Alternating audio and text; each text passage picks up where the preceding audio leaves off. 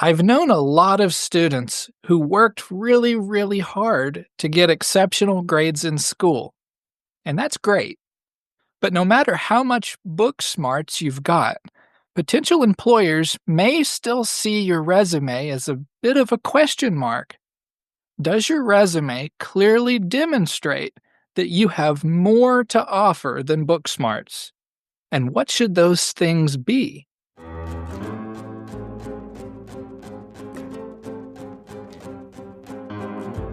Hello there, this is Bradley, and you're listening to Psych Everywhere, a podcast by PsychI, the International Honor Society in Psychology. For this show, distinguished guests weigh in on applying psychological science to a diverse range of current events and to better your life. Listen for free wherever you go for podcasts, or see the link in the show note for a written transcript of this episode. This episode was made possible through a PsychI sponsorship with the Alliant International University, California School of Professional Psychology. If you'd like to learn about graduate programs at CSPP, be sure to check out the link in the show notes for this episode. With me today is Dr. Ngoc Bui from the University of La Verne. Dr. Bui is on APA's Committee on Associate and Baccalaureate Education, that's CABE. In 2023, CABE released the third edition of the APA Guidelines for the Undergraduate Psychology Major. These guidelines, and I'm quoting here, capture a set of optimal expectations for performance by undergraduates engaged in the study of psychological science. The guidelines have 5 goals. The first 2 goals are just what you'd expect. They're about psychology content knowledge and scientific inquiry. So that's like research and book smarts, right? But for this episode, Ngoc's going to talk to us about goals 3 through 5. That's values, like your ethics, communication, like your writing and speaking skills, and professional development, like internships and volunteer work. Ngoc, welcome to Psych Everywhere. Hi, thanks for having me. I really should say welcome back. If you've been listening to the show for a while, you may remember Ngoc. She was on a couple of years ago to talk to us about celebrity relationships, and that was a really fun one.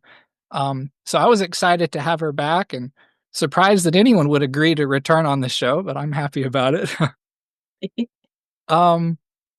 So I guess I'll jump into this first question. Could you share a little about why it's important to go beyond goals 1 and 2 and really pursue values and communication and the personal and professional development?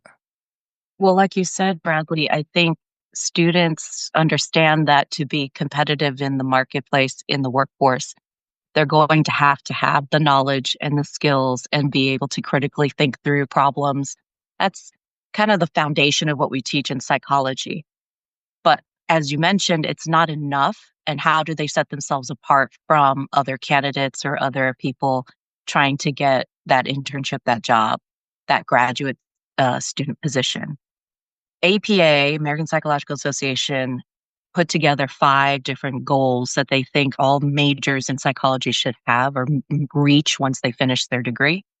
And I work with CABE, Committee on Associate and Baccalaureate Education, to try to promote these. And we thought the first 2 goals is very foundational, but I don't think courses or even the experience students get emphasize some of the more important things that I think are not something you can teach in a classroom.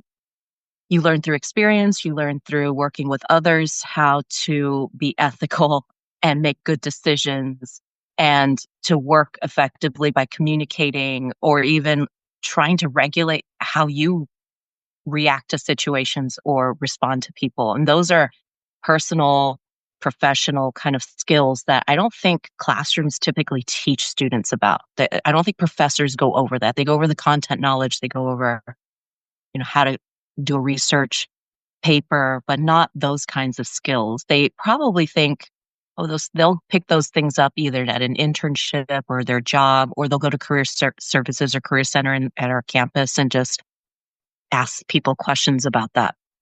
But we thought it was important that students realize they can develop those skills and it would help them finding those opportunities for themselves and setting them apart. So that's why we're emphasizing that as our mission. Could you walk us, we'll just kind of go through the goals a bit. Could you walk us through goal 3, values, and how this goal has affected your own career journey? Sure. I think some of the values implicitly have been understood to be you do research in an ethical way, you interact with your colleagues in an ethical way. And we've kind of talked about that in research methods classes, at least when I teach them. You know, you do research and you follow the guidelines of conducting human subjects research, which most institutions have an IRB, the Institutional Research Review Board, that oversees research. And students understand that. Like, you don't harm people, you don't try to put them through things they don't agree to. You have to get consent and those kinds of things. But I think more recently, we've uncovered beyond interacting with human subjects, doing the research itself, that researchers are unethical in other ways, not conducting the research, but reporting the research, fudging the numbers, not really disclosing, their findings in a way that actually are true, but making it skewed in a way that makes it look like it's significant or they found something important.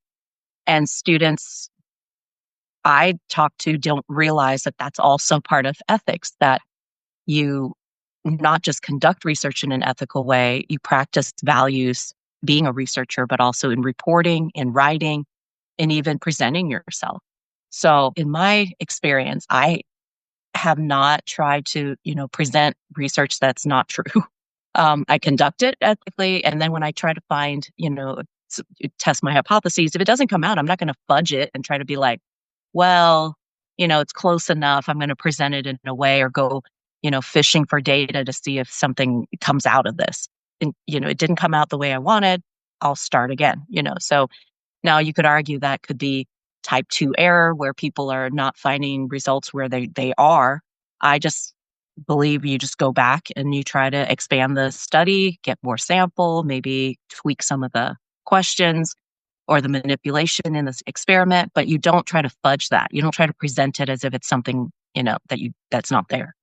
And so personally, I try to tell students that as well. We've come across recently where my students are in Psychi, our club on campus, and they're presenting research at a regional conference coming up next month.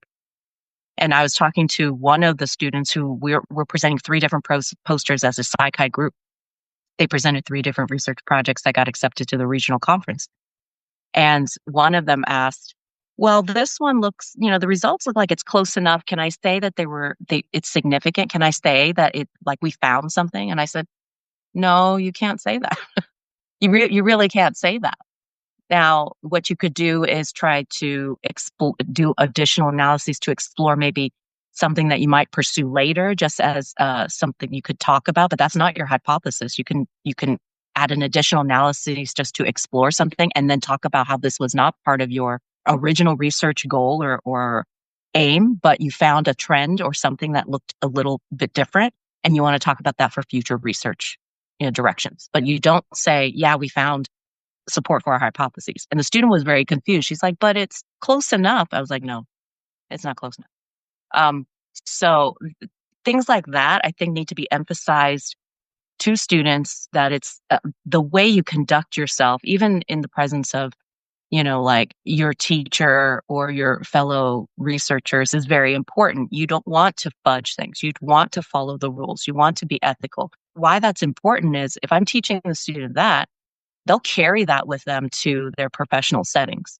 They won't act in an unethical way, and they will try to stick to their values, even in times when I'm not there, or the people looking over their shoulder that they've, think are going to catch them are not there. They still conduct themselves in an ethical way. I think those lessons carry through and carry on to what they do in their life. So I think it's very important. It's hard to teach that in a class unless you actually had a moment where you're like, no, that's not what we should be doing. We should try to stick to our rules, and this is what we do, how to present ourselves.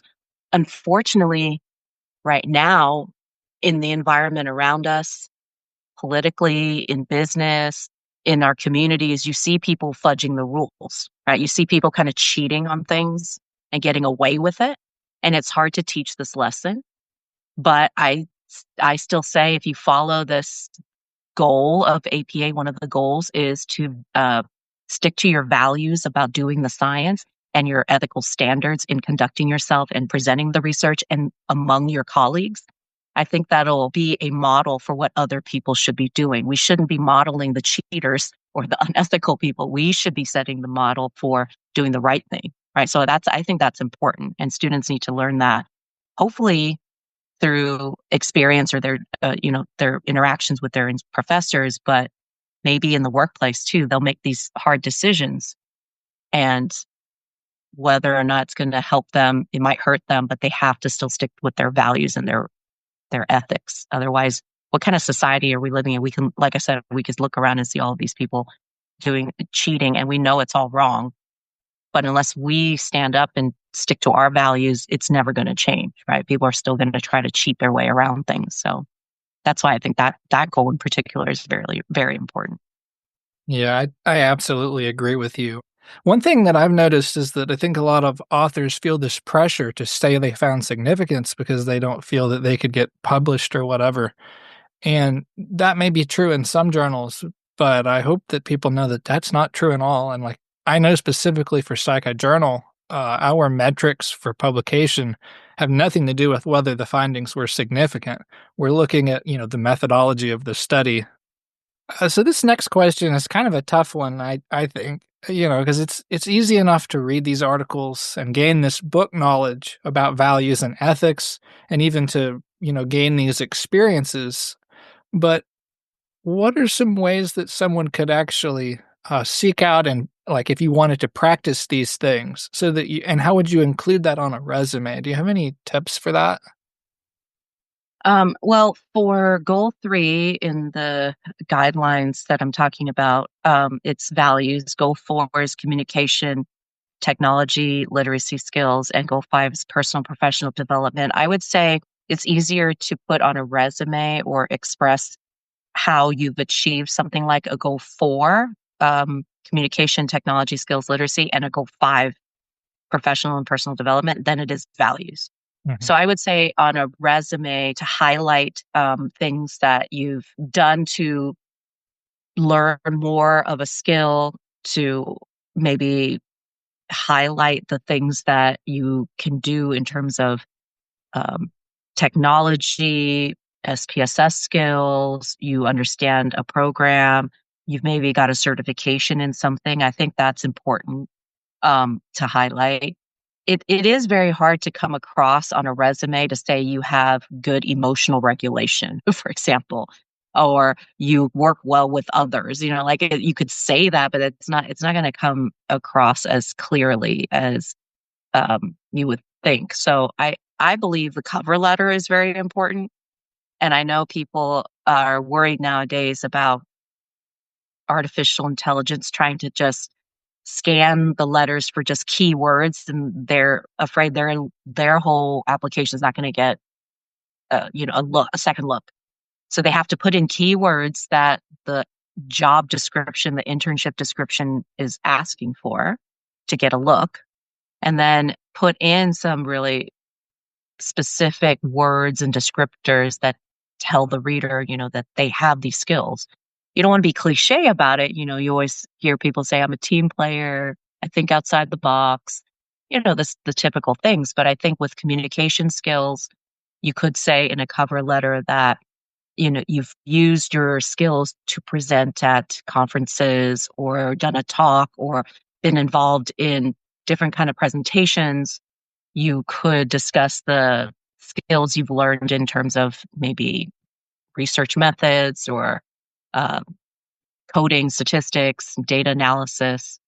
And you could talk about working on teams in a collaborative way, maybe even across uh, disciplines or with different groups of people. If you're saying faculty, students, even the community, I think that can resonate with a potential employer or grad program, that so because everyone is really focusing on interdisciplinary connections now, it's the only way we'll survive in academia, really, but in a lot of realms, small, isolated, siloed programs or fields are not going to make it because we rely on each other for a lot of the information and kind of knowledge to share to help within the fields. So, for example, if psychology looks to biology, business, sociology, you'll find there's a lot of interconnections there. There's a lot of really ripe, fruitful ways to do more exploration and research and study things that help the human,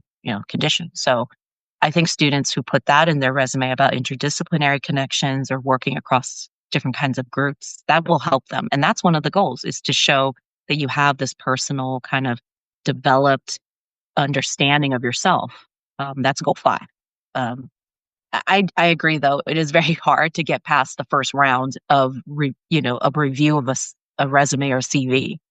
You just have to put in there things that the employer, the place is looking for specifically. You can't put a lot of words. You're not going to have a 20-page resume, but hopefully they'll pick up on some of those terms that are in the ad, as well as seeing that you have certifications, you have presentations, you have the things that show you can present and talk and work with people.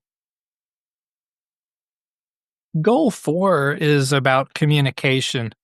And it strikes me that that is such a big one because there's so many different ways to communicate, from a tweet to a research paper to a protest.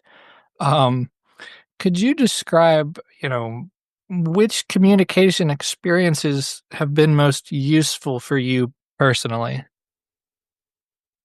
I think personally, I do well in written communication. And I mean, I'm not on social media hardly at all. I'm doing a podcast, and, my chapter is really active on Instagram, and we are trying to get more eyes and ears on our work. But personally, I'm not very active on social media. So for myself, I rely a lot on my own writings and presentations at conferences, conventions, things like that. So that's how I display my communication skills. I think for students, though, you mentioned protests, you mentioned tweets and social media. I don't know if that's necessarily something that an employer is looking for in terms of protests, but I like this notion that on resumes, you're seeing more and more of media, something a lot like a section about media. And it could be media that's like a newsletter, a magazine, a social media, podcasts, things like that, that elevate what you're doing, your work. So I have it in my resume, a section on media that, for example, the interview you had with me, Bradley, a while ago, I've listed that as one of the things that promoted some of the work I'm doing. I did another podcast also that is similar to that, and I listed that as well. So I think students can put something like that on their resume, and they can talk about what they do to promote their work and elevate what they do. I'm not so sure about protests.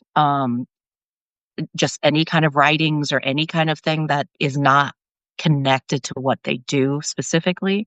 If it is something that where they're organizing a group to stand up for something and it's in line with some of the work that they're doing. Maybe it's for social justice.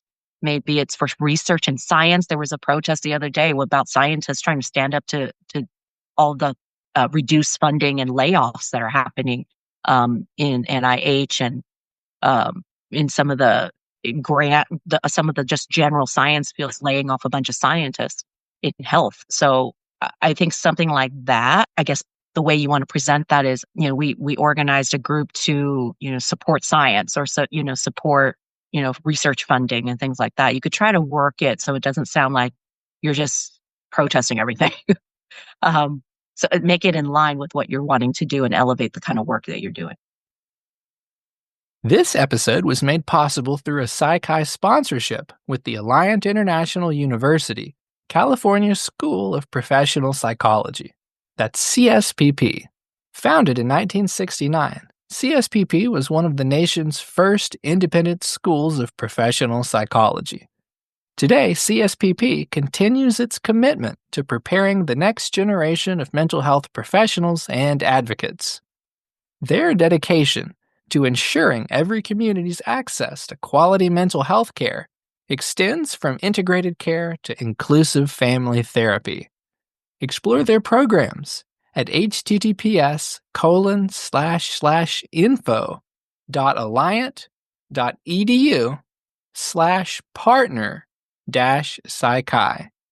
And of course, I'll put a link in the show notes for that as well. Last but not least is Goal 5, personal and professional development. What kinds of development experiences did you pursue as an undergrad or since? I think it's important that students work on their skill development, and that could be what we call professional development, in it, like getting a certification or getting some trainings in different areas of research or writing or even leadership. I think that's important. I teach a senior class. It's experimental psych, but every week I incorporate a tip about either graduate school, careers, or just something that's relating to professional development. And I know in our program at Laverne, we already have a careers class, but I always felt when you take that, they try to have students take that early. They kind of forget 2 years later when they're senior, those kinds of tips. So I incorporate in my class once a week. And one of the things I talked about recently was trying to get some leadership skills. And a lot of students look at me like quizzically, like, what? Leadership? I just want to get to grad school. I just want to get good grades, right? Maybe do a presentation, right? Maybe work with a professor on a research project. Why do I need to be in leadership? And I emphasize how important it is to show that you are a leader, whether that's in your Psychi chapter, in another kind of club or organization outside of your school, possibly. There's opportunities to be involved at the regional and national and international levels as a student, to be representative or on councils of different organizations, committees. I think that's kind of important because you want to show you are set apart a little bit from everyone else. And if they are looking for someone who can take charge or be part of a research team, those are the kinds of skills that I think set you apart or make you a little different than others. So for that goal, I know it's hard because you're like, well, I don't have anywhere on my resume where I'm going to put that I can have effective self-regulation or have good judgment. But I think one way to demonstrate that is to show leadership. With leadership, whether it's leading an organization, being on a committee, being on a council, it implies you have those skills. You have good judgment, you can collaborate with others, you have the skills to oversee projects or at least some tasks, because as a leader, that's what would be expected. So that I think it is hard, but I think there's a way to do it. And I emphasize leadership for my students, and it's never too late, even if they're seniors in my class, because that's the class I teach. Some juniors take it, but it's mostly seniors who look at me like, I only have a semester left. I said, it's never too late to join different kinds of committees that you can take beyond your university time. Whether it's like a community organization, something that resonates with you. It doesn't have to be part of psychology necessarily, but it shows that you want to take action and that you can work with people. I think that's important to emphasize, and that's a way you can meet that particular goal. So now that we've kind of identified these 3 goals and gotten them on everyone's radar, I wondered, how could someone determine their proficiency at each of these? I don't guess there's any kind of quiz they could take, or should they talk to a mentor? That's a good question, because our organization, our committee, CAVE, is working on trying to find ways to assess whether people have met some of these goals. So that's in the works right now, but I believe it's a continuum. So you're always striving to do better. Once you have certifications and things, or be part of organizations or have a leadership role, if you're done with that, there's always more to do, or you could do something different the next time. So it's not just, oh, I did it, check that box, I'm done. I think you're always evolving and developing as a person to try to be, the best professional person you can be, always learning new skills, always working with new groups just to give you some motivation and inspiration to do the next thing that you want to do. So yeah, it's hard to say I met this 100%. Here's my test score that I met this ethics thing. I mean, I think it's constant in terms of your striving to be ethical, hold the values, be proficient in communication and skills, and be personally and professionally developing yourself. But we actually are trying to develop an assessment. I just don't think we're there yet. And for a person to go through this, it's just a constant evolution. Like they're just going to constantly need to keep these things in mind. Even with content knowledge, which we kind of talked about in the beginning, that's goal one, right? Content knowledge and scientific inquiry goal two. Even if you are done with school, undergrad, and you learn those basic skills, doesn't mean you don't go back and refresh or learn new information or the latest cutting edge things that come out. That's a constant, building of your foundation too, not just, oh, I'm done. I'm done with goal one because I learned all my undergraduate stuff and I'm now out of that. I think I keep learning new things. I go back and reread things. So it's a constant striving for meeting these goals, I think. You've talked some about this already, about how you're integrating these lessons into your classroom. So how might faculty, but also employers or just mentors in general, how could they ensure that people that they're responsible for have opportunities to achieve these three goals?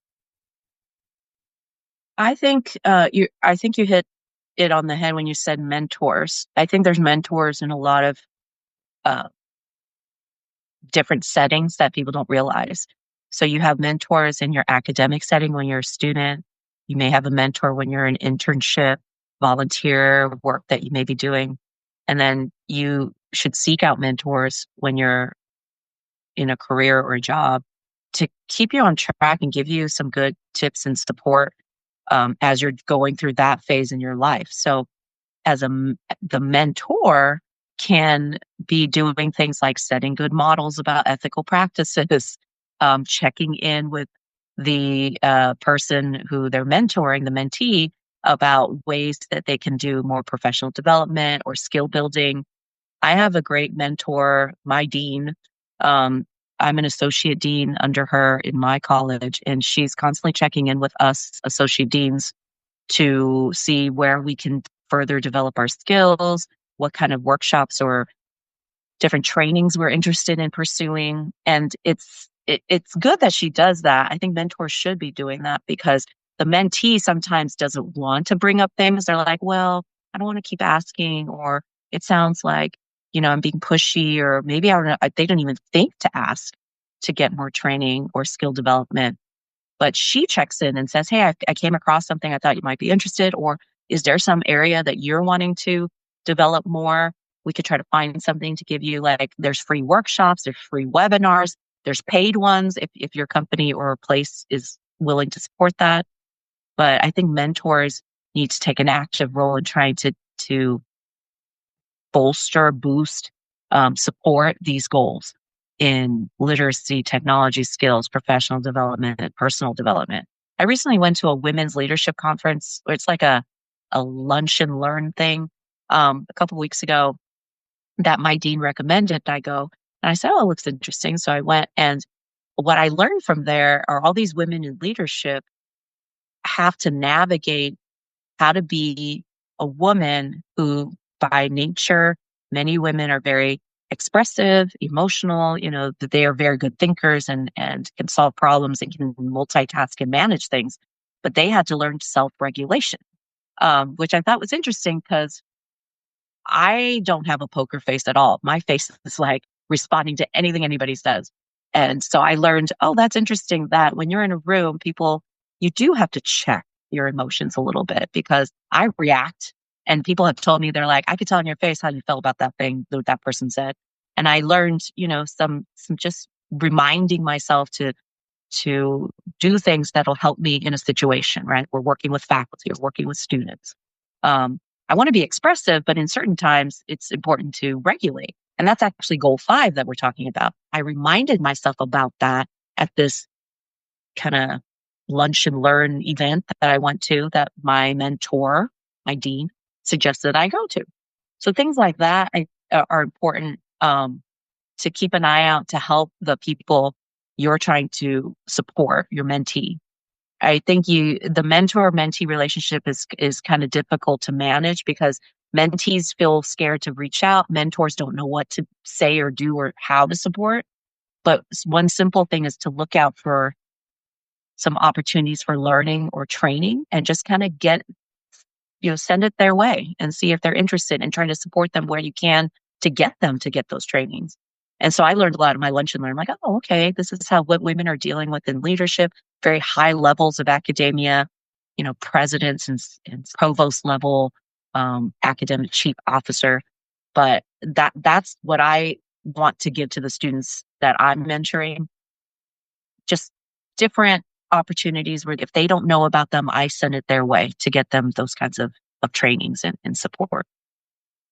Okay, well, I just have one last bonus question, and I imagine that most listeners are Psychi members, so I wondered, do you have any tips for how to use your Psychi membership to achieve any of these 3 goals?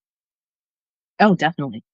I think Psychi is very active in giving the membership the opportunities to develop their skills and trainings and providing information like in webinars and things like that to help further develop even a baccalaureate student who's out of school, but even while they're in school.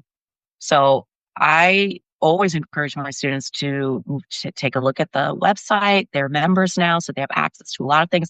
A lot of things are accessible even when you don't have membership, but as a member, you could apply for a lot of the grants and financial support that Psychi offers to do some of these experiences like an internship or training, research. So, or going to a conference where a lot of these things are being talked about in different ways in regional conferences, national conferences. They are having sessions discussing ethics and skills. And even now the buzzwords are AI and education. So learning about that through your membership by getting grants and support to go to these trainings, accessing webinars. I think that's the biggest benefit of being a Psychi member. I think they don't realize that it's just not just a line on your resume. Oh, I'm a Psychi member. Okay, I put it on my resume. No, there's like a whole, wide ranging, deep well of resources that students need to take advantage of, or even alumni no longer since can take advantage of. And we're trying to promote that as much as possible at our school, but hopefully across other chapters as well, they're doing that. Yeah, in addition to the awards and grants and the publication opportunities, I'd add if you go to the Psychi homepage, there's a volunteer page now, and you can click on that, and it gives you all kinds of different opportunities broken down into different like groups, like for undergraduates or graduate students or alumni. But you could find, like, if you were a student, you could see the links there to become a chapter officer. And then there's a lot of opportunities even within that one choice. Like if you wanted to focus on the ethics, you could offer to become like an ethics officer, right? Maybe give an ethics presentation at a chapter meeting and assess all of the sort of activities that are going on with the chapter to make sure that everything is ethical and inclusive. And I think your chapter might very well take you up on that if you offered to do so. Or if you wanted to do like communication, you could offer to be maybe a chapter newsletter editor or a social media chair. And then there's lots of other opportunities on there too that are at like the regional or the national level to like help out with conventions and stuff like that. And so if you're interested in pursuing any of these 3 areas, I'd definitely say go check out that page.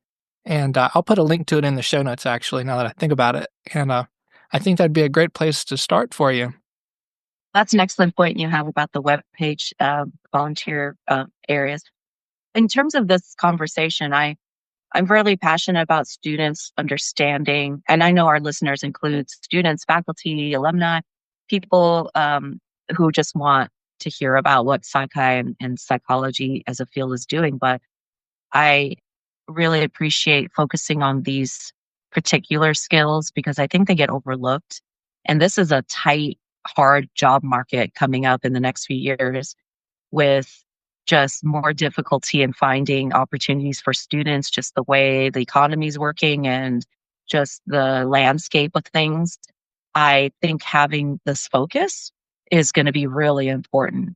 And hopefully it'll come in waves where, uh, you know, it's going to be a competitive market in the next few years, but the students who are working on these now will be set up for a good position after that wave crests, and then you'll have more opportunities, hopefully, as it comes and goes. But you've already set yourself up in a positive way by developing these skills and focusing on ways you can set yourself apart from other candidates. I think people listening who are wanting to support the next generation have to be open to mentoring, like we've talked about, explicitly talking about these things in their classrooms or with their trainees or their mentees that they're working with, and not assume that they know all of these things, right? Like I didn't know a lot of opportunities. My mentor is saying, hey, there's these opportunities, go take, what do you think? And so I think that's an assumption that, oh, they'll figure it out. Like we had to figure it out.